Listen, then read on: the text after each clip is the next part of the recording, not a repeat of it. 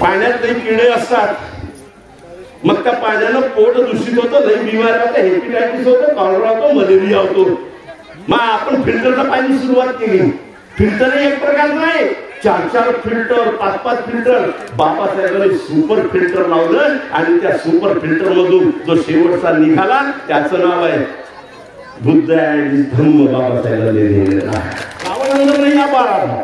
मैंने कहा कि रामदास से मैंने क्या सीखा ये बताया उसको कि रावण अंदर नहीं आया. बाहर कौन गई? सीता गई. हे तुमच्यासाठी उदाहरण आहे. बाहर कोण गई?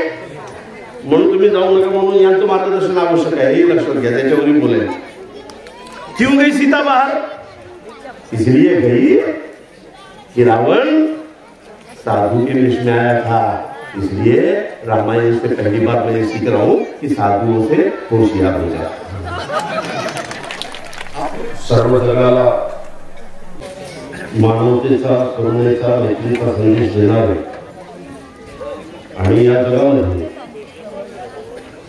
माणसाला माणूस म्हणूनच समाजाची योग्य निर्मिती करता येते, त्या निर्मितीचे मूलमंत्र देणारे आणि त्याचं प्रारूप या जगाला देणारे सिद्धार्थ तथागत गौतम बुद्ध यांना या मंचावरून त्रिवार अभिवादन करतो. जय भीम. सलाम.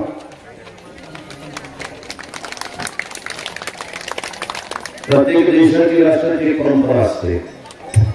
देश आणि राष्ट्र त्या परंपरेने घडत असतो. म्हणून या वैचारिक परंपरेतील महाराष्ट्राचे नव्हे तर संपूर्ण भारताचे मान सन्मान स्वराज्य संस्थापक आढावकडे जातींना घेऊन राज्य कसं चालवायचं, न्याय कसा करायचा याची उदाहरण घडवून देणारे छत्रपती शिवाजी महाराज यांनाही या मंचावरून सलाम करतो, अभिवादन करतो, जय भीम करतो. तुमचे माझे बहुजनांचे नायक महात्मा ज्योतिबा फुले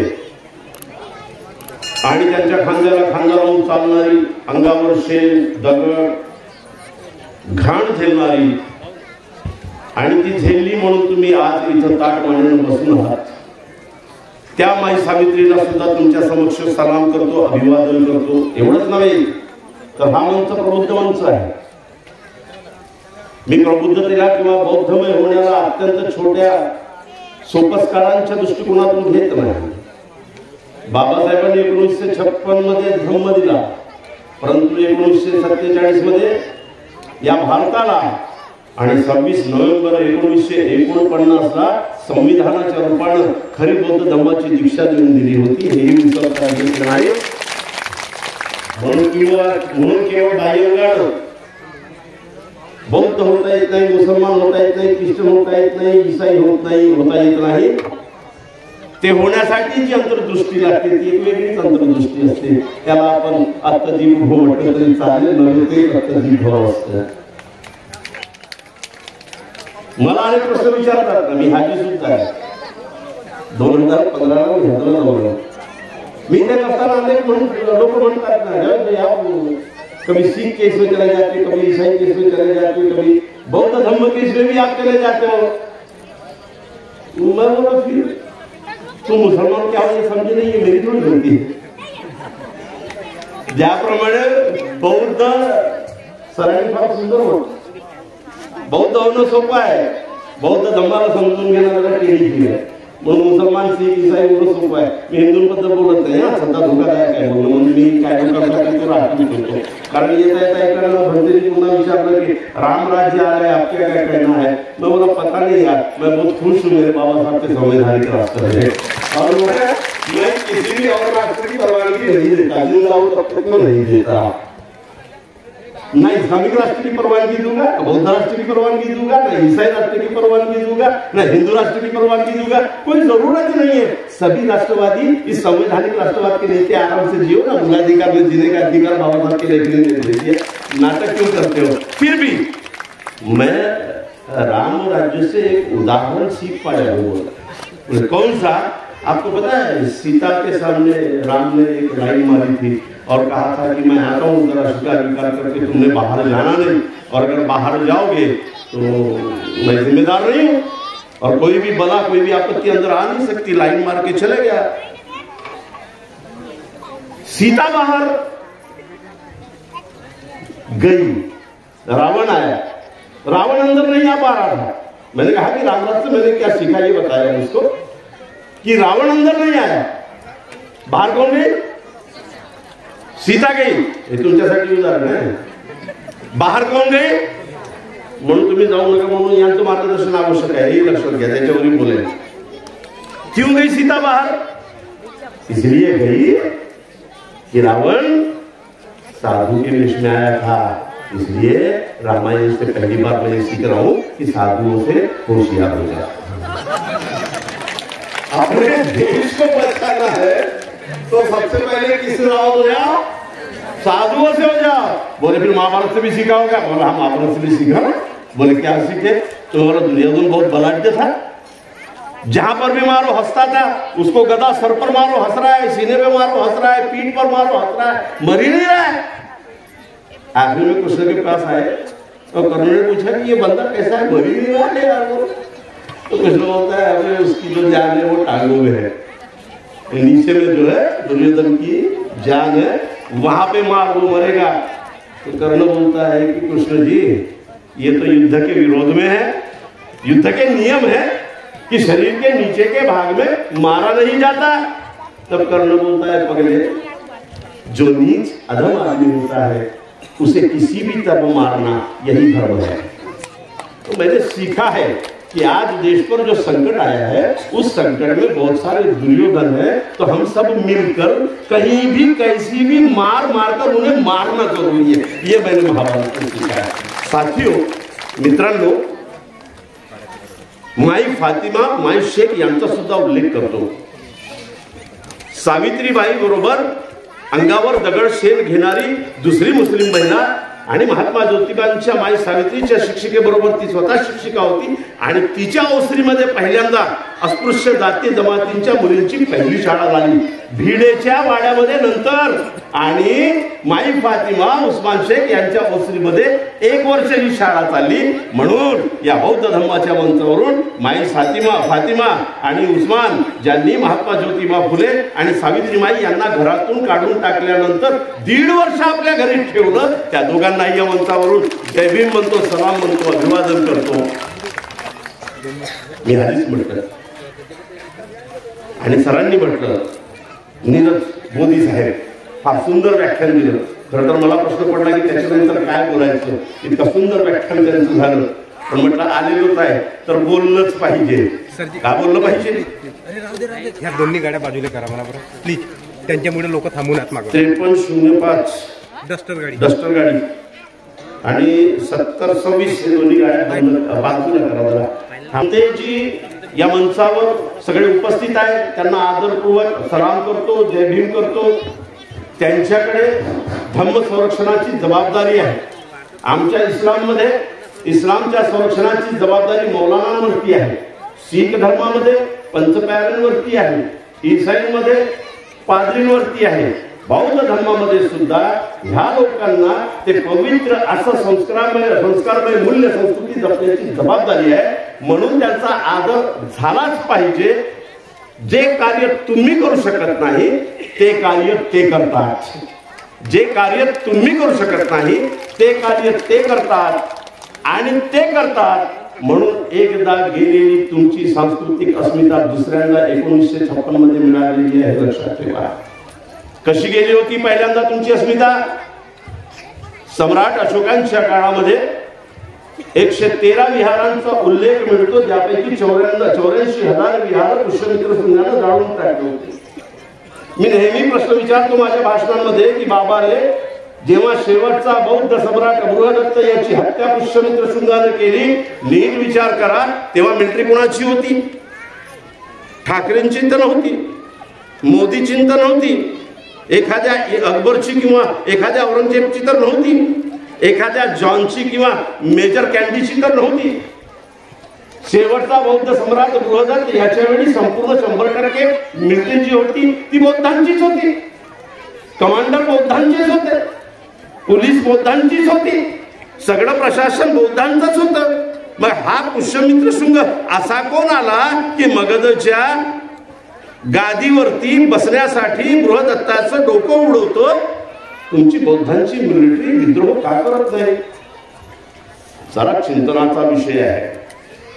वर्तमानामध्ये जे सांस्कृतिक युद्ध तुमच्या माझ्यासमोर या देशासमोर येऊन ठेपले, त्यांना गंभीरतेनं घेण्याची गरज आहे, अत्यंत गंभीरतेनं. कारण एकदा बौद्धमय असलेला हा देश गड्यामध्ये गाडगा लगवून फिरवण्याच्या स्थितीत आलेला आहे. एकदा सर्वोच्च शिखरावर असलेला हा बौद्धमय देश गड्याला कमरेला फडी बांधून दारोदार भटकण्याच्या स्थितीला आलेला आहे. दुसऱ्यांदा ती स्थिती येऊ पाहते आहे का? आपल्या पायरीवर जगा. मुसलमान असाल तरी आपल्या पायरीवर जगा, बौद्ध असाल तरी आपल्या पायरीवर जगा, अजून कोण असाल तरी आपल्या पायरीवर जगा. या देशाच्या संस्कृतीमध्ये, या देशाच्या अर्थव्यवस्थेमध्ये, या देशाच्या न्याय व्यवस्थेमध्ये, या देशाच्या शिक्षण व्यवस्थेमध्ये, प्रशासन व्यवस्थेमध्ये तुमचा अधिकार राहणार नाही. असतील तुमची माणसं, पण त्यांना आवाज राहणार नाही. असली परिस्थिती येऊ घातली का? या परिस्थितीला पुन्हा येऊ द्यायची नसेल तर इतिहासाची चिकित्सा वारंवार झाली पाहिजे. म्हणून मी तो इतिहास तुमच्या समोर चर्चेच्या विषयानं घेतो की संपूर्ण मिलिटरी तुमची होती हो. तेव्हा असलेले तहसीलदार, तेव्हा असलेले सगळे पटवारी सगळे तुमचीच असतील ना, कारण तुम्हीच इतिहास मांडता की बौद्ध सम्राटाच्या काळामध्ये 100% हा देश बौद्ध धर्मी होता. मग पुष्यमित्र शृंगानं असं काय केलं की एकटा पुष्यमित्र शृंग एवढ्या बलाढ्य बौद्ध संस्कृतीचा पराभव करून टाकतो आणि इतिहासाचे दाखले आहेत की पराभव केला. वरना असे दफन झाले नसतात आपल्या ऐतिहासिक स्तूप. वरना एवढे माती खाली आमचे सगळे कीर्तिमंत असे एक एक स्तूप जमिनीमध्ये काढले गेले नसते. काय घडलं होतं? हेच घडताय 2014 नंतर. हेही लक्षात घ्या. बंदेजी, तुमच्यावर मोठी जबाबदारी आहे. धम्म तेव्हा जगेल जेव्हा देश जगेल, आणि देश मेला की धम्मही मरतो, धर्मही मरतो, मतही मरतो, सर्वच मरतो. म्हणून सगळ्यात धर्मप्रमुखांनी सुद्धा याच्यावर नीट मांडणी करण्याची गरज आहे. विशेष करून अल्पसंख्याकांनी आणि अल्पसंख्याक धर्मांना एकत्र आणण्याची सर्वात मोठी जबाबदारी मी म्हणतो की जनतेवरती आहे. सर्वात मोठी जबाबदारी तुम्ही नीट घ्या आणि तुम्ही केलं पाहिजे. मी मजलिसमध्ये जाऊन बोललो की तुम्ही हे आता करा. मुसलमानांच्या मौलानांच्या मजलिसमध्ये बोललो. काय घडलं होतं? पुष्यमित्र शृंगानं क्रांती केली. कारण आज जेवढे हे आपले बनते दिसतात ना, हे प्युअर बनते आहेत. माफ करा, हे प्युअर बनते आहेत. सम्राट अशोकांच्या अंतिम काळामध्ये 90% बौद्ध विहाराचा ताबा ब्राह्मणातून सामान्य झालेल्या भंतांनी विकसित करून टाकलेला होता. कळतंय तुम्हाला? आता ते करू शकणार नाही, कारण आता तसल्या भंत्यांची गरज नाही. आमचे ओरिजिनल भंते आमच्या जवळ आहेत. आमचे ओरिजिनल भंते बुद्ध धम्म जाणणारे आमच्या जवळ आहेत. स्वामी महाथेरो यांची मोठी पुस्तकं आहेत. History of Hindu imperialism. Doctor Babasaheb आंबेडकरांनी त्याला विथ द वेल रेफरन्स म्हणून त्याला अलंकृत केलेलं होतं की प्रॉपर रेफरन्स त्यांनी दिलेला आहे. कोण आहे महाथेरो? लाहोरच्या हायकोर्टमध्ये नामवंत वकील होते. मग भंते झाले आणि 1935 मध्ये पहिल्यांदा ही पुस्तक आली, 1948 मध्ये आली आणि नंतर 1951 मध्ये याची तिसरी आवृत्ती आली. आज गायब आहे, फक्त नेटवर दिसते, तुम्ही घेऊ शकता. माझ्याकडे त्याची एक प्रत आहे. त्याच्यामध्ये संदर्भासह स्वामी महाथेरो जे बौद्ध धम्मीय आहेत त्यांनी दाखवून दिलं की सम्राट अशोकाच्या अंतिम काळामध्ये 80% विहार अशा बौद्ध भंत्यांनी आपल्या कब्जात घेतलेलं होतं जे ब्राह्मणातून धर्मांतरित होते आणि त्यांना माहिती होतं की बुद्धाचा वैज्ञानिक विचार फक्त आणि फक्त विहारातूनच शिकवला जातो आणि विहारमध्ये येणारा माणूस हा कर्मकांडातून मुक्त होतो, माणुसकीला जागृत होतो आणि वैज्ञानिक दृष्टिकोनाचा होतो. आणि ही आमच्या व्यवस्थेला खतरनाक गोष्ट आहे. म्हणून त्यांनी बौद्ध विहाराचा ताबा घेतला आणि तिथून घुसपैठ केली बौद्ध धम्मामध्ये आणि तिथून बौद्धाचा वैज्ञानिक वाद हटवला, बुद्धाचा मानवीय दृष्टिकोन हटवला आणि भावनिक कर्मकांड या सगळ्या बौद्ध धम्मामध्ये घुसवले. आणि याची प्रचंड मोठ्या प्रमाणावर मांडणी डॉक्टर बाबासाहेब आंबेडकरांनी क्रांती आणि प्रतिक्रांतीमध्ये सुद्धा करून ठेवलेली आहे. ते नीट वाचा. आणि अशा प्रकारे शुद्ध मानवतेवर चालणारा, वैज्ञानिक दृष्टिकोन घेणारा आणि सगळ्यांना हवासा वाटणारा आणि बौद्ध नसला तरी माणूस म्हणून त्याला जवळ घेणारा एवढा विशाल बुद्धाचा दृष्टिकोन कलुषित करून टाकला, अंधश्रद्धेनं बरबटवून टाकला, असले साहित्य निर्माण केले. आणि म्हणून तसं घडू नये याच्यासाठी बाबासाहेबांनी 1956 फिल्टर लावलं. काय आहे फिल्टर? पाण्यात काही किडे असतात, मग त्या पाण्यानं पोट दूषित होतं, लई बिमारी होतं, हेपेटायटिस होतं, कॉलरा होतो, मलेरिया होतो. मग आपण फिल्टरच्या पाणी सुरुवात केली. फिल्टर एक प्रकार नाही, 4 फिल्टर, 5 फिल्टर. बाबासाहेबांनी सुपर फिल्टर लावलं आणि त्या सुपर फिल्टर मधून जो शेवटचा निघाला त्याचं नाव आहे बुद्ध अँड धम्म. बाबासाहेबांनी लिहिलेला आहे तो फिल्टर करून आलेला धर्म आहे. आता त्याच्यात पुष्यमित्र शृंगाच्या रूपाने येणारा एखादा आपल्या धम्माच्या विरोधात असलेला माणूस घुसपैठ करू शकणार नाही. बाबासाहेब आंबेडकरांनी एवढं मोठं फिल्टर नवीन बौद्ध धर्म तुम्हाला दिलेला आहे. लक्षात घ्या. मी मुसलमानांना म्हणतो, मुसलमानांनो तुम्ही काही औरंगजेब आणि बाबरची औलाद नाही, आपण कोणीही राजे रजवाड्याची औलाद नाही. लक्षात घ्या. उदाहरण असतील पण आपण राजे रजवाड्याची औलाद नाही. आपण कष्टकरी समाजातून लागलेलो आहोत. ब्राह्मणी व्यवस्थेनं मग आपल्याला जातीय वाटून टाकलं. या देशातील जेवढे मुसलमान आहेत ते कुवसनीचे, महार, मान, सांबार यांचेच बंधू आहेत. कुणबी, माली, तेली यांचेच बंधू आहेत. याचा अर्थ ऐतिहासिक लढाईमध्ये ब्राह्मणी व्यवस्थेशी भांडत असताना संस्कृती आणि अस्मितेसाठी आम्हाला जेव्हा जेव्हा समजा देणारा धर्म मिळाला तेव्हा तेव्हा आम्ही त्या धर्माच्या आश्रयाला गेलो. ईसाई लोक आले, ज्या लोकांना तुम्ही हाती लावत नव्हता, ईसाई लोकांनी त्यांना शिक्षण दिलंय.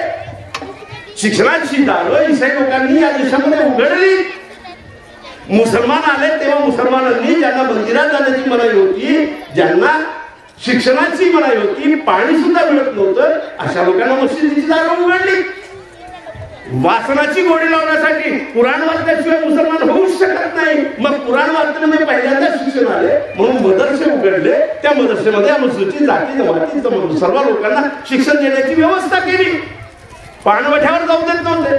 मुसलमानांनी एका ताटात घेऊन जेवण चालू केलं. मुसलमानांनी एका ग्लासमध्ये देऊन पाणी प्यायला लावले. सगळे महार, महाग, सांबार, कुणबी, माडी, तेली, आदिवासी ज्यांना ब्राह्मणी व्यवस्थेनं आणि हिंदुत्वादी व्यवस्थेनं नाकारलं ते सगळे समतेसाठी मुसलमान झाले. ते सगळे समतेसाठी ईसाई झाले. ते सगळे समतेसाठी 1956 मध्ये बौद्ध झाले. आमचं रक्त एक आहे आणि आमची लढाई एक आहे हे तुम्ही समजा. म्हणून मी आलो कारण माझं कुराण सुद्धा म्हणते की इकरा बिस्मिकल लजी, ज्ञान जिथून मिळते तिथून प्राप्त करा. आणि ज्ञान देणारा कोण आहे हे बघू नका, कारण ज्ञान व्यक्तीपेक्षाही मोठा असतो. आणि म्हणून मला जर ज्ञान इथून मिळत असेल, येईल शिका म्हणून मिळत असेल, मी जाईन. फक्त एका माणसाकडे जाणार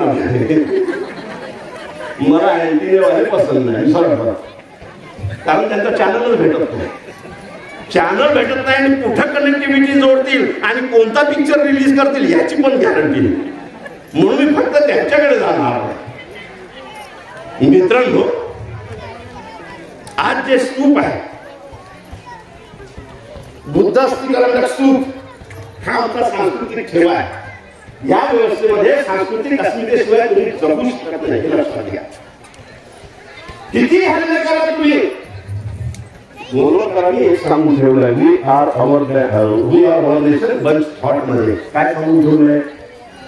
शांतपणे कधीतरी वाचा. आपल्या धर्माचं पालन करत असताना ही पुस्तकं सुद्धा वाचली पाहिजे की शत्रू आपल्या विरोधात काय करू शकतो. त्यांनी काय लिहिलंय? या देशामध्ये फक्त आणि फक्त एकच धर्म आहे. मांडणी बघा, एकच धर्म आहे. गोलवलकर म्हणतात बाकी सगळे पंथ आहेत. आणि या पंथामध्ये काय म्हणतात ते? पंथ म्हणजे शाखा. कोण कोण आहे शाखेमध्ये? इस्लाम शाखा, बौद्ध धर्म शाखा, ईसाई धर्म शाखा, शीख धर्म शाखा, हे सगळे शाखा आहेत. तर बुंदे कोण आहे? मेन त्याचा खोड कोण आहे? तर रेशीम बागेत बसलेले हे त्याचे खोड आहेत. ते म्हणतात की आम्ही मुख्य आहोत आणि तुम्ही सगळे पंथ आहात. आम्ही म्हणतो की आम्ही तुमचे पंथ नाहीत, आम्ही तुमचे पंखही नाहीत, आम्ही स्वतंत्र अस्मितेवर ठेवणारे, स्वतंत्र माणुसकी जपणारे आणि स्वतंत्र अशी प्रज्ञा ठेवणारे आपापल्या धर्माचे मालक अनुयायी आहोत आणि माणुसकी म्हणून आम्ही सगळे एकत्र यायला तयार आहोत. म्हणून आम्ही त्यांच्या पंथातील नाही हे स्पष्टपणे सांगण्याची आज गरज आलेली आहे. मित्रांनो,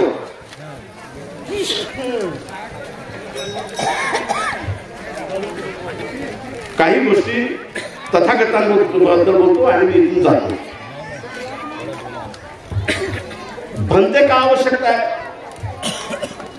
कुराणामध्ये एक आयत, ती आयत अशी आहे कि तुम्हारे पास में वक्त नहीं है कि तुम अपने मजहब के मर्म को समझो. तुम्हारे पास में जिंदगी का एक लंबा समय होता है, कि कुरानाच्या आयतीच्या संदर्भात सांगतो. और तुम विचार करने वाले प्राणी हो, तुम जानवर नहीं हो. तुम्हें बुढ़ापा भी है, जवानी भी है, बचपन भी है. बचपन निकल जाएगा, जवानी निकल जाएगी. बुढ़ापे में जब आओगे, जब तुम्हारे सारे शरीर के अवयव थकना शुरू हो गए, जब हो सकता है तुम्हारी बेटी, तुम्हारा बेटा, तुम्हारे अपने तुम्हें ध्यान नहीं देंगे या ऐसी दुख भरी घटनाएं आएंगी जिसे तुम सहन नहीं कर पाओगे, ऐसे वक्त में धर्म नाम की चीज तुम्हारे काम आ सकती है और वही चीज काम आती है. लेकिन इसे समझाने का जिम्मा, इसे सही दिशा में समझ लेने की जरूरत उन लोगों को दी गई है जो इसके जानकार हैं और इसे समझने की तुम्हारे पास में समय नहीं है. इसलिए मौलाना साहब की बात समझा करो. लेकिन मौलाना साहब हर बार सच ही कह रहे हैं, इस पर आंखें बंद करके विश्वास भी न करो. वो जो कह रहे हैं उसे कुरान के ताबीर से समझ लिया भी करो. असा स्पष्ट संदेश इस्लाममध्ये दिलेला आहे. बौद्ध धर्मामध्ये सुद्धा हीच स्थिती आमच्या भंते साहेबांची आहे की तुम्हाला वेळ नाही समजून घेण्याची आणि ही व्यवस्था तुम्हाला जनावरांपेक्षा वाईट ठेवू इच्छिते. आज समाजामध्ये तुमचा मान सन्मान निर्माण झालेला आहे, हे लक्षात घ्या.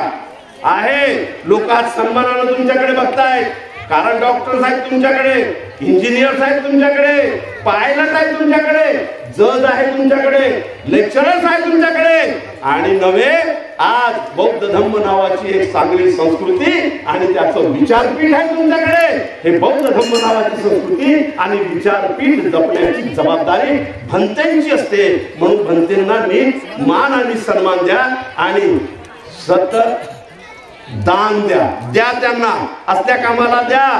बुद्ध बिंबिसारांकडे गेले होते आणि बिंबिसार सरांकडे आल्यानंतर त्या राज्यातील, त्या स्थितीतील अनेक लोक भेटी द्यायला आले.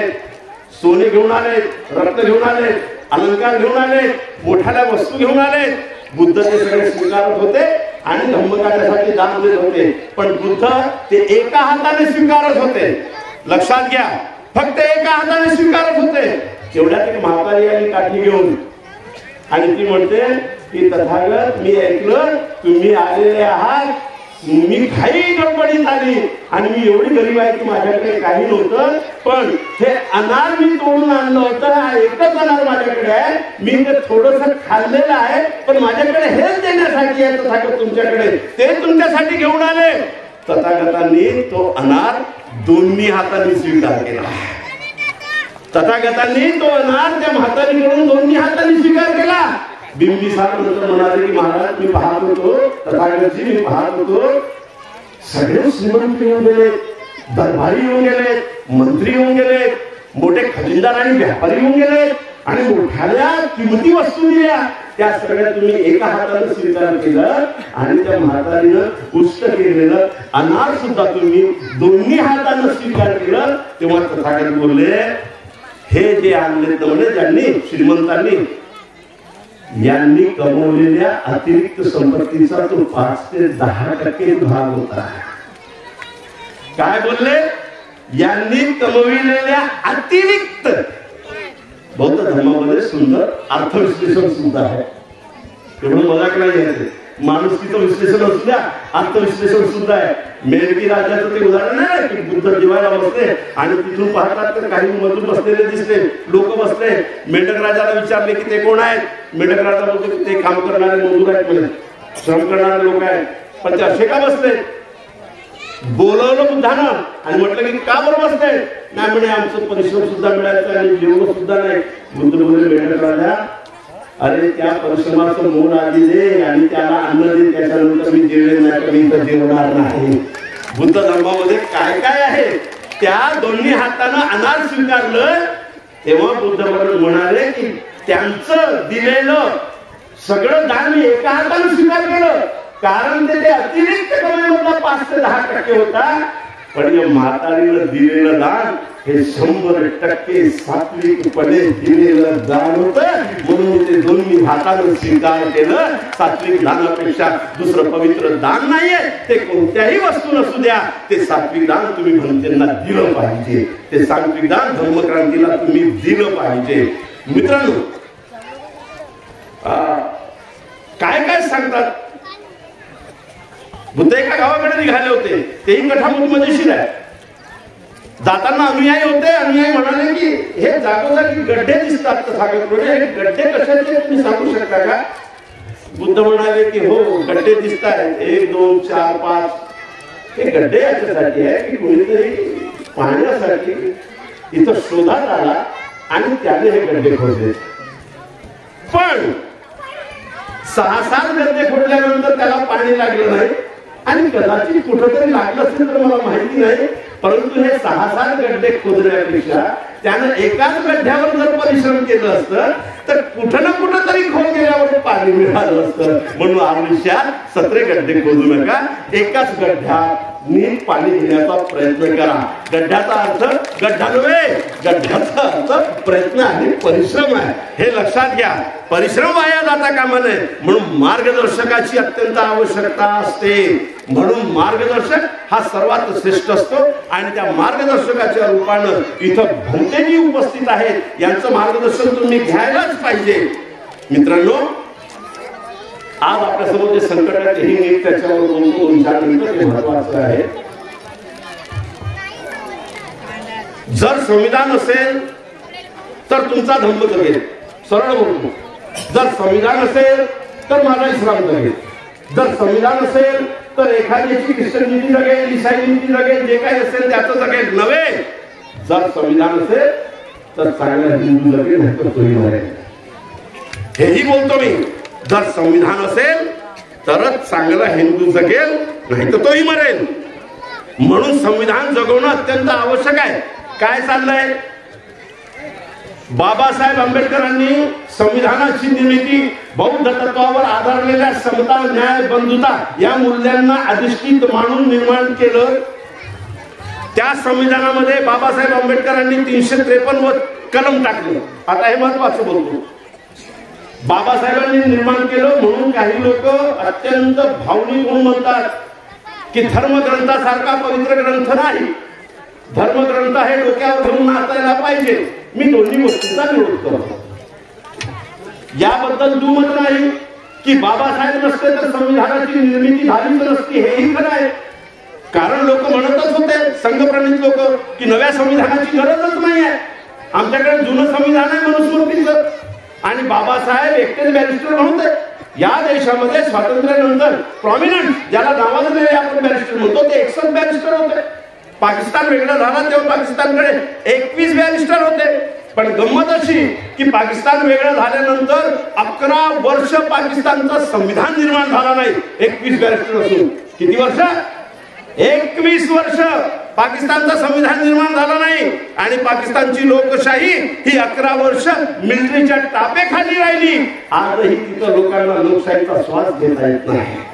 आजही लोकांना तिथं स्वातंत्र्य, समता, न्याय, बंधुत्वाची गोडवीच साधता येत नाही. पण वारे बौद्ध धर्माला अभिप्रेत असलेला आणि जगणारा डॉक्टर बाबासाहेब आंबेडकर की या देशाला, या देशातील लोकांना 2 वर्ष 11 महिने 17 दिवसात संविधान दिलं आणि लोकशाही दिली. 2 वर्ष संविधान दिलं या देशाला. किती बॅरिस्टर होते? 61. असे 200-250 होते. पण ज्याला आपण नावाजलेले होतो रावसाहेब एकसच होते, एकही मायकाला पुढे आला नाही आणि म्हणाला नाही हम बॅरिस्टर आहे, सर्वोच्च पदवी आहे कायद्याची, आम्ही लिहितो संविधान. एक प्रयत्न केलेला होता मोतीलाल नेहरूंनी 1926-27 मध्ये भारताचा पहिला संविधान 1926-27 मध्ये मोतीलाल नेहरूंनी लिहिलं आणि ब्रिटिशांसमोर ठेवलं. बाबासाहेबांनी प्रचंड विरोध केला त्या संविधानाचा आणि एवढा तार्किक विरोध केला की ब्रिटिश गवर्नमेंट म्हणाली नेहरू जी ये संविधान तो इस देश में नहीं चलेगा क्योंकि आपके संविधान की धज्जियां डॉक्टर बाबासाहेब आंबेडकर ने उड़ा दी है. बाबासाहेब आंबेडकर नसते तर संविधान निर्माण झाला नसता, पण बाबासाहेब आंबेडकरांनी लिहिलेलं संविधान वर्तमानाच्या काळात डोक्यावर घेऊन नाचण्याचं नाहीये. ते अत्यंत पवित्र ग्रंथ म्हणून त्याला आम्ही विश्लेषित करणार नाही, ही असली भूमिका घेण्याची ही वेळ नाहीये. 353 कलम लिहित असताना के.एन. मुन्शी होते संविधान सभेमध्ये. बाबासाहेब म्हणाले की या देशाची लोकशाही स्थापन करत असताना मला ज्या न्याय, समता, बंधुता, प्रेम वगैरे वगैरे ज्या गोष्टी आहेत ज्या मुळात मी भोगतत्वातून घेतलेल्या आहेत त्या लोकांना मिळावं यासाठी मी पुंजीवादी आणि धार्मिक गुरूंना संसदेत जाऊ नये अशी नैतिक अट टाकण्याच्या विचारात आहे. मजेशीर गोष्ट आहे. तेव्हा के मुन्शी म्हणाले बाबासाहेब याचा अर्थ ते लोकशाहीमध्ये नाहीत का, लोकशाहीचा अधिकार त्यांना मिळणार नाही का, ते उभे राहू शकणार नाहीत का. तेव्हा बाबासाहेब बोलले की नाही तुमचं हे म्हणणं योग्य आहे, पण मी असं म्हणतो की पुंजीवाद्यांनी आणि धार्मिक प्रमुखांनी संसदेत जावं, परंतु संसद त्यांच्या मालकीची होता कामा नये असं करणार आहात की नाही ऐकलं लोकांनी. आज संसद एका धर्माच्या लोकांची झालेली दिसते. लक्षात घ्या. आज कायदे एका लोकांच्या मर्जीनुसार चाललेले दिसतात. आज सांस्कृतिक मूल्य एका लोकांच्या हिशोबाने चाललेलं दिसतं. इतिहासाचं पुनर्लेखन एका लोकांच्याच एका विशिष्ट विचारसरणीच्या लोकांच्या मतदारीचा होताना दिसतो.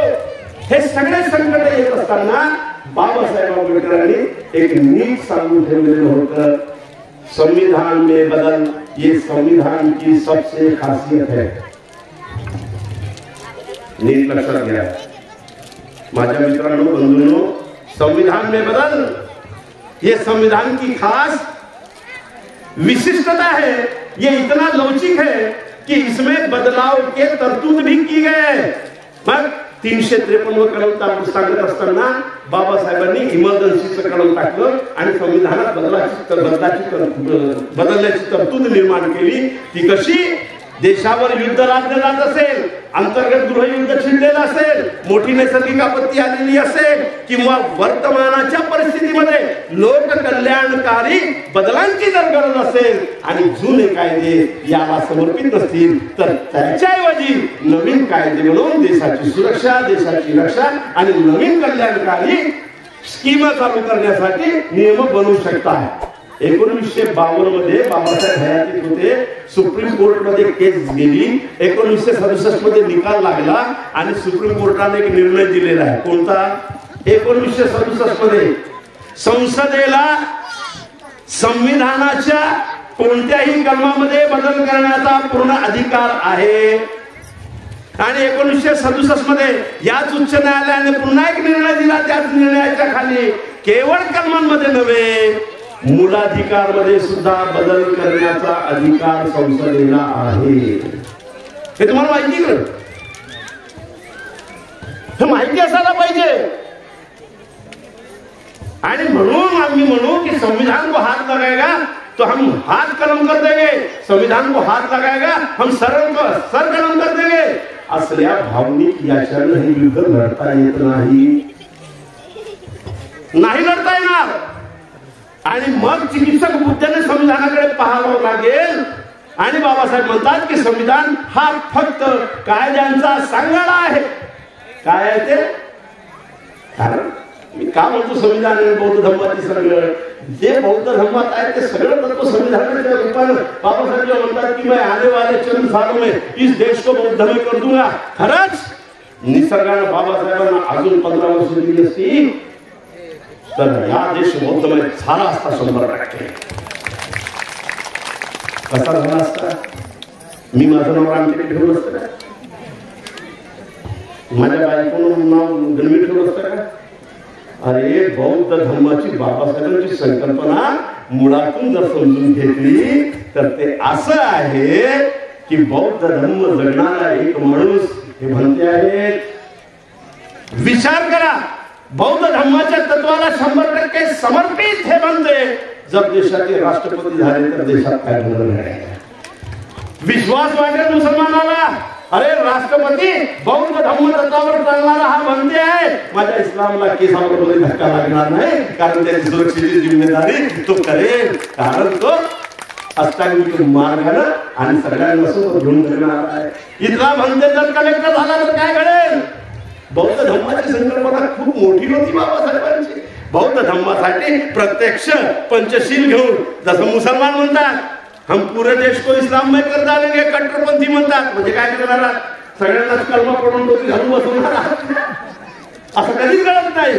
बाबासाहेबांची बौद्ध धर्माची संकल्पना एवढी मोठी होती की माझ्या बौद्ध धर्माला तत्वांना मानणारा माणूस या देशाचे मंत्री बनेल, या देशाचे प्रधानमंत्री बनेल, न्याय करणारा न्यायाधीश बनेल, कलेक्टर बनेल, पटवारी बनेल, तर या देशामध्ये बौद्ध धर्माच्या तत्वाला अंगीकरून मी संविधान बनवलं ते 100% अंमलात येईल आणि हा देश जगातील सर्वात सुंदर लोकशाहीचा देश बनेल. ही बाबासाहेबांची कल्पना.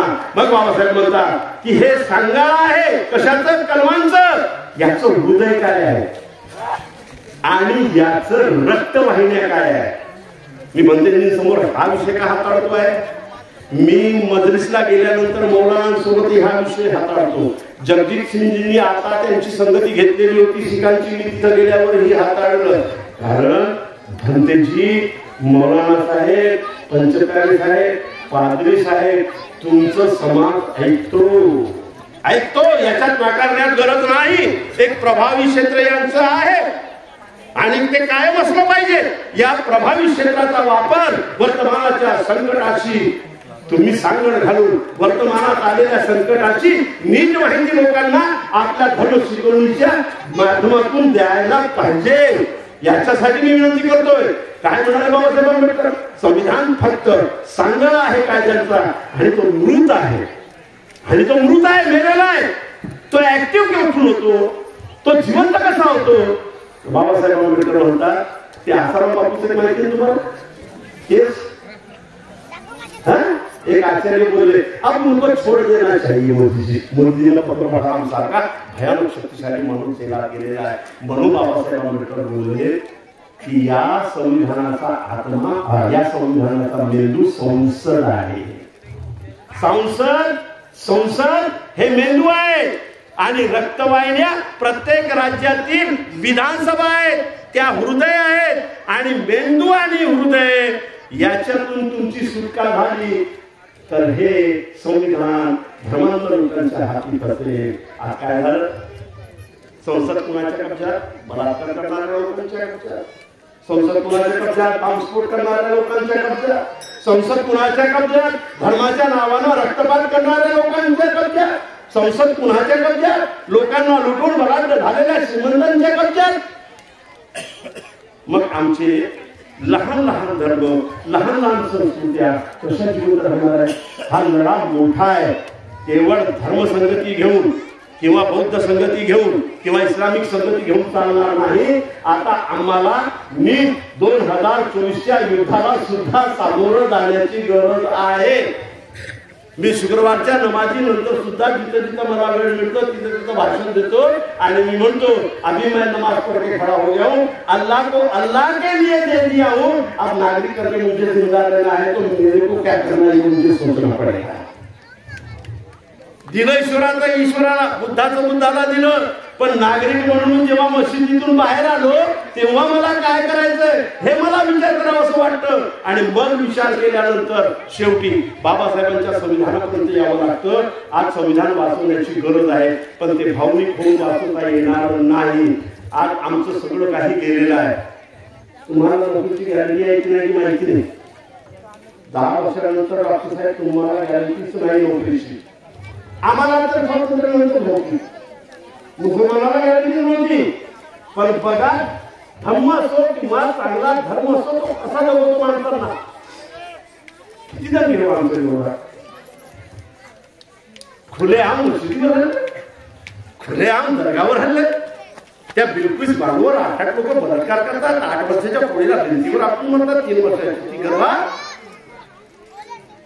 मेला मुसलमान या देशातील शरण गेला का तुम्ही त्याच्या केल्या गेलेल्या खलनायकीच्या जाळ्यामध्ये लढू नका. तुमच्या आजूबाजूचा मुसलमान किती खलनायक आहे तुम्ही तुमच्या गावात राहून समजू शकता.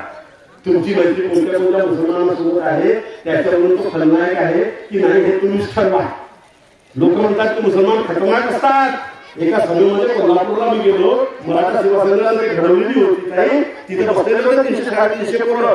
मुसलमान असे करतात, मुसलमान तसे असतात, मुसलमान असे असतात. म्हटलं तुमच्यापैकी एका पोरानं उभं राहावं आणि सांगावं तुमच्यापैकी 4 मुसलमान मित्र असलेले मुलं किती. त्या 350 पोरांमध्ये फक्त 2 पोरं उभे राहिले. म्हटलं बापरे, 350 पोरांमध्ये फक्त 2 पोरं असे ज्यांचे 2-2-3 मुसलमान मित्र आहेत. म्हणजे 350 मित्रांनो, तुमचा तर संबंधच नाही मुसलमानांचे, व्यवहार पण नाही, मित्र पण नाही. मग तुम्ही त्यांना कसं काय दुश्मन ठरवता. नाही आम्ही पुस्तकात वाचलं, नाही आम्ही युट्यूबवर पाहिलं, नाही आम्ही व्हॉट्सअपवर पाहिलं, नाही संपणार आम्ही लोक. त्याचं कारण जसे भंते तुमच्या रक्षणासाठी बसलेले आहेत तसे आमचे मोलानाही रक्षणासाठी बसलेले आहेत. ते नीट इस्लामसारखा नीट संस्कृती जपतात. कारण आम्हाला माहिती आहे ज्या दिवशी आमची संस्कृती संपली त्या दिवशी पुन्हा आमच्या गळ्या मळकं आणि हंडी येईल. तुमच्यापेक्षा आम्हाला जास्त चिंता असते. म्हणून आम्ही ब्राह्मण व्यवस्थेच्या अधीनस्थ कधीही जाणार नाही. म्हणून आपली अस्मिता जपतो आणि हीच अस्मिता तुम्ही जपावी, जपलीच पाहिजे. नव्हे ते जिवंत असण्याची गरज आहे. भारतीय नागरिक म्हणून जगता किती येतं हा मुद्दा वेगळा, पण या व्यवस्थेमध्ये तुम्हाला सांस्कृतिक अस्मिता नसेल तर तुम्ही जगूच शकत नाही. काय येतं सांस्कृतिक अस्मितेमध्ये? तुमचं कला येते, तुमच्या जगण्याची पद्धती येते, तुमच्या खाण्यापिण्याची पद्धती येते, तुमचं लग्न, मृत्यू, नामकरण ते सगळे व्यवहार येतात. मृत्यूपर्यंत व्यवहार येतात. काय येतं? सामाजिक प्राणी आहात. माणूस म्हणून जगत असताना केवळ माणूस म्हणून जगता येत नाही, त्या व्यवस्थेमध्ये माणूस म्हणून जगता येतो. जी व्यवस्था माणसाला माणूस म्हणत असेल तिथली मूळ व्यवस्था माणसाला माणूसच मानत नाही, जनावरांपेक्षा वाईट मानते. अशा व्यवस्थेमध्ये आम्ही जनावर नाही, माणूस म्हणून उभं राहण्यासाठी बौद्ध धर्म लागतं, इस्लाम लागतो, इसाईयत लागते, सिखिझम लागते, किंवा मग जातीच्या उतरंडीवर राहिलेल्या विषमतावादी त्या धर्मामध्ये तुम्ही जगू शकता. सरळ मांडणी आहे, पाण्यासारखी मांडणी आहे. म्हणून 7व्या शतकामध्ये खलिफा मंसूर यांचं मोठं दरबार आहे बगदादमध्ये. काय आहे त्या दरबारमध्ये? एक उंच आसन आहे खलिफा मंसूरचा, इस्लामची पहिली सल्तनत. आणि त्यांच्या बाजूला त्यांच्याच उंचीवरचे याही बाजूला 5 आसनं आहेत, त्याही बाजूला 5 आसनं आहेत. मलाही हे माहित होतं जेव्हा फारसी आणि पर्शियन भाषेचा मी अभ्यास करायला गेलो आणि बहुजनांचा मुसलमान होण्याचा प्रवास हे पुस्तक लिहायला जेव्हा मी घेतलं तेव्हा त्याच्यात मला आढळलं त्या आसनावरती भंते, बौद्ध भंते सन्मानाने बसलेले आहेत 7व्या शतकामध्ये. वाटतं तुम्हाला 7व्या शतकामध्ये बगदादच्या इस्लामिक सल्तनतीमध्ये त्या बगदादच्या सुलतानाच्या बरोबर त्या सिंहासनावर लागून भंते बसलेले आहेत. आणि त्याचा स्पष्ट उल्लेख हा त्या फारसीच्या आणि पर्शियन पुस्तकांमध्ये संदर्भ म्हणून दिलेला आहे. म्हणजे एक काळ असा आहे की आम्ही सगळ्या संस्कृतीने एक दुसऱ्याला जपलेला आहे, एक दुसऱ्याला सोबत घेऊन चाललेलो आहे. आणि परिवर्तन आणि सोबत घेऊन चालण्याची प्रक्रिया या जगामध्ये निरंतर घडत असते. बुद्धानं सांगितलेले तत्वज्ञान पुढं पुढे ईसा मसीहांपर्यंत आले. ईसा मसीहांचे तत्वज्ञान पैगंबरांपर्यंत आले. पैगंबरांचे सांगितलेले तत्वज्ञान हे सुखी संतांपर्यंत गेले, बौद्ध संतांपर्यंत गेले, वारकरी संप्रदायापर्यंत आले. त्याच्यानंतर पुन्हा 1956 मध्ये बौद्ध धर्म आला. या प्रक्रियेमध्ये मधला धागा नीट विण्याची गरज आहे वर्तमानामध्ये. हा मधला धागा धर्म समन्वयाचा असला पाहिजे, धर्मद्वेषाचा नाही. या देशातील संविधान घडवणारी व्यवस्था धर्मद्वेषाला अग्रगण्य मानते. आम्ही धर्म समन्वयाला सोबत करूया आणि एक नव्या भारताची वाटचाल करूया. शेवटी एक उदाहरण सांगतो, आपली मजा घेतो. एक खूप पवित्र चर्च होतं. त्या चर्च मध्ये बाप आणि लेक पूजा करायला जायचे, पण बाप आणि लेक आतमध्ये जाऊ शकत नव्हते. तेव्हा पोरानं विचारलं की बाबा हा चर्च एवढा पवित्र आहे, मग आतमध्ये का जाऊ देत नाही? नाही म्हणे, परंपरा आहे, आतमध्ये नाही जायचं, बाहेरूनच काय प्रार्थना करायची. पोरगा मोठा हुशार होता, कदाचित होऊ शकतं त्यानं तो का जाऊ देत नाही? मला उत्तर उद्या दिलंच पाहिजे, नाहीतर मी आतमध्ये जाणार. दुसऱ्या दिवशी बापानं सांगितलं, बेटा असं आहे, हे पवित्र 1000 वर्षात आहे, पवित्र चर्च 1000 वर्षात आहे. बरं म्हणे, मग आतमध्ये याच्यासाठी जाऊ देत नाही, एवढं जीर्ण झालेलं आहे, भस्कन केव्हा पडेल हे सांगता येत नाही. आणि जर आपण गेलो किंवा लोक गेले आणि ते भस्कन पडलं तर सगळे भरतील, म्हणून एक नियम बनवला, हे अत्यंत पवित्र आहे, पण कुठं जायचं नाही, आतमध्ये जायचं नाही. मग पोरगा म्हणतो, एक काम करूया ना, याचं जीर्णोद्धार करून टाकू. ही गोष्ट बरोबर आहे म्हणे, याचं जीर्णोद्धार करून टाकू. बापानं दवंडी दिली, मीटिंग भरली, लोक बसले. आता मीटिंग मध्ये लोक तुम्हाला माहिती, याचं जीर्णोद्धार करायचं, जीर्णोद्धार करायचंय. एक उभा झाला आणि म्हणला, जीर्णोद्धार करा, पण हे जे जुनं चर्च आहे 1000 वर्षापासून पवित्र आहे, याच्या विटा खूप पवित्र आहेत, याच्या विटा मंत्राने पवित्र झालेल्या आहेत, म्हणून नवीन चर्च जे बनवाल त्याच्यासाठी जुन्या विटा वापरल्या गेल्या पाहिजे. दुसरा उभा झाला, म्हणले याचे जे लाकडं आहेत ना, ते लाकडं ही खूप पवित्र आहेत, म्हणून नवीन जेव्हा बनवाल याचे लाकडं वापरल्या गेली पाहिजे. तिसरा उठला, म्हणजे हे तावदार खिडक्या हेही खूप पवित्र आहे, नवीन बनवाल हेच वापरल्या गेलं पाहिजे. चौथा उभा झाला, हे एवढं पवित्र असल्यामुळे नवा चर्च बनेपर्यंत जुना पाडल्या जाऊ नये. बाबासाहेबांसोबत हे चॅलेंज होत, लक्षात आलं? बाबासाहेबांसोबत हे चॅलेंज होत. गोलवरकर सांगत होते, बाकी लोक सांगत होते, धर्म घेण्याची काय गरज आहे, आमच्याकडे एवढं पवित्र आहे, एवढं पवित्र आहे, एवढं पवित्र आहे, म्हणून नवीन काय बोलू नका. बाबासाहेब म्हणाले, ते तुमचं तुम्हाला असू दे, मी फिल्टर लावूनच नवीन आणतो. आणि मी आधीच सांगितलं, बाबासाहेबांनी जो धर्म आणला तो फिल्टर लावून आणलेला, नवीन वैज्ञानिक भूमिका असलेला, 22 प्रतिज्ञेवर आधारलेला धर्म आहे. तो आपण जपावं. माझ्यासारख्या फुले आंबेडकरी चळवळीतील मुसलमानालाही कधी कधी बोलवून घ्यावं, कारण सगळ्यांची गरज लागते. नाही असं मोठं धर्म तरी मला वाटतं मी दारू पित नाही.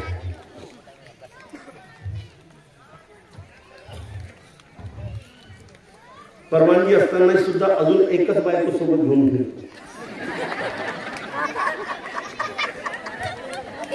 व्यास खात नाही, खोटं बोलत नाही, राजकारणी लोकांशी संबंध असले तरी नोकरी लावून देतो म्हणून अजून पैसे खाल्लेले नाही. अष्टांगिक जीवन सहज जगता येतो. या चळवळीत 35 वर्ष झाली, कुणासमोर हात पसरला नाही, कारण फुले शाहू आंबेडकरी प्रेरणेनं 6 विषयात MA झालो, MPhil झालो, MA झालो. आणि या फुले आंबेडकरी चळवळीच्या प्रेरणेनं थोडं खतरनाक असायला म्हणते तुमचं. या फुले आंबेडकरी प्रेरणेनं 40 पुस्तकांचा मालक झालो. म्हणून केवळ धर्मात जगून चालत नाही. मुसलमानांना सांगतो, या चळवळीत आलो असतो, यांच्या संगतीत आलो नसतो तर माझं अत्यधिक भाव झालं नसतं, मी प्रबुद्ध झालो नसतो, मी गडचिरोलीत जन्मलो, मी गडचिरोलीतच राहिलो असतो. शिकलो नसतो तरीही मेलो नसतो. करोडो रुपये असता माझ्याकडे. आज एक 4 व्हीलर आहे, माझ्याकडे 4 4 4 असत्या. एवढा पैसा असता की एक ताहेराच्या ऐवजी शबनम असती, रशिदा असती, अजून एक काहीतरी असती, मुमताज असती. कोंबडीचं दुकान असतं माझं. मस्त पैसा आहे कोंबडीच्या दुकानामध्ये. खूप पैसा आहे, करोडो रुपये. किंवा एखाद्या भंगाराचं दुकान असतं आणि आज कमीत कमी 30-40 कोटीचा मालक असतो. चिकनच्या दुकानामध्ये असतो, नामासमोर लाईन लावलेलं असतं मस्तपैकी, जावेद भाई चिकन वाले. पण आज तेवढं नाही आहे. पण सुखानं जगावं, चांगलं जगावं एवढा पैसा माझ्या ज्ञानानं मी मिळवतो. आणि समोर लिहिलेलं असतं फुले शाहू आंबेडकरी चळवळीतील प्रबोधनकार प्राध्यापक जावेद पाशा. मी आज जे लोकांसमोर बोलतो, आज समाजांना सांगण्याचा प्रयत्न करतो आणि ते निमूटपणे ऐकून घेतात. ही ज्ञानाची शक्ती डॉक्टर आंबेडकरांची प्रेरणा आहे. हे नीट लक्षात घ्या. म्हणून तुमच्या चळवळीला अधिक गतिमान करण्याची गरज, अधिक चांगलं यश येऊ आणि या देशाला, या जगाला, सर्व धर्म मानणाऱ्या लोकांना सुद्धा तुम्ही नीट मार्गदर्शन करण्याच्या शक्तीवर येऊ अशी त्या अल्लाहजवळ प्रार्थना करतो. मी हाजी असल्यामुळं असं म्हणतात की हाजीची दुआ लवकर कबूल होते. म्हणून अल्लाह लवकर दुआ कबूल कर आणि या देशातील सगळ्या अल्पसंख्याक धर्माचं नेतृत्व या भक्तांनी करावं, असं एक चांगलं यशमयी राजमार्ग घडव. आपल्या सगळ्यांची आज्ञा घेतो. माझी पुस्तकं, बाबासाहेबांवरची लिहिलेली 4 पुस्तकं इथं उपलब्ध आहेत. तो सेट एक 40% सुट्टीवर आहे, ज्यांना घ्यायचं घेऊ शकतात. गडचिरोलीला जायचं आहे, परंतु 1 लोकांचे ऐकल्यानंतर जातो. आपली रजा घेतो. जय भीम, अस्सलाम वालेकुम, जय भारत, जय संविधान.